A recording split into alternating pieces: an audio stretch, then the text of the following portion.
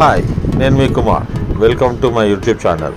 రండి, ఈరోజు టమాటా నిల్వ పచ్చడి చేద్దాం. రండి, ముందుగా పొయ్యి వెలిగించి ఒక గిన్నె పెట్టండి. అందులో 200 గ్రాముల నూనె పోసి వేడి చేయండి. నూనె వేడెక్కిన తర్వాత 1 కిలో టమాటాను తీసుకొని శుభ్రంగా కడిగి తుడిచి, నీరు లేకుండా తుడిచి ముక్కలుగా కోసి పెట్టుకోండి. నూనె వేడెక్కిన తర్వాత ఈ ముక్కలన్నీ తీసి గిన్నెలో వేయండి. ముక్కలుగా కోసుకున్న టమాటాలు పొయ్యి మీద నూనెలో గిన్నెలో వేయండి. మంట స్లిమ్లో పెట్టి టమాటాలు ఉడికించి, టమాటా కాస్త వేడైన తర్వాత ఉడుకుతుంటే అప్పుడు 1 టేబుల్ స్పూన్ పసుపు వేసి బాగా మగ్గించండి. టమాటాలో నీరంతా ఇంకిపోయి దగ్గరికి అయ్యే వరకు ఉడికించండి.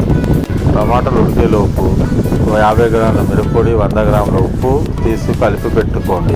స్టవ్ పైన జీలకర్ర 1 టేబుల్ స్పూన్, మెంతులు 1 టేబుల్ స్పూన్ వేడి చేసి పెట్టండి. వేయించిన జీలకర్ర మరియు మెంతులను పొడి చేసి పక్కన పెట్టుకోండి. టమాటాలను మధ్య మధ్యలో కలుపుతూ ఉడికించండి. 15 నుంచి 20 నిమిషాల వరకు ఉడికిన తర్వాత టమాటా నీరంతా ఇంగిపోయి దగ్గరికి అయ్యి మంచిగా గుజ్జులా తయారవుతుంది. అప్పుడు 100 గ్రాముల చింతపండు, వేయించిన జీలకర్ర మెంతుల పొడి వేసి బాగా కలపండి. చింతపండు టమాటాలలో కలిసిపోయే వరకు బాగా కలిపి పొయ్యి ఆడిపేసి పక్కన పెట్టండి. చల్లారిన తర్వాత ఇందులో మిరప్పొడి, ఉప్పు కలుపుకున్న మిశ్రమాన్ని ఇందులో కలిపేసేసి గ్రైండ్ చేసి తాలింపు పెట్టుకోండి.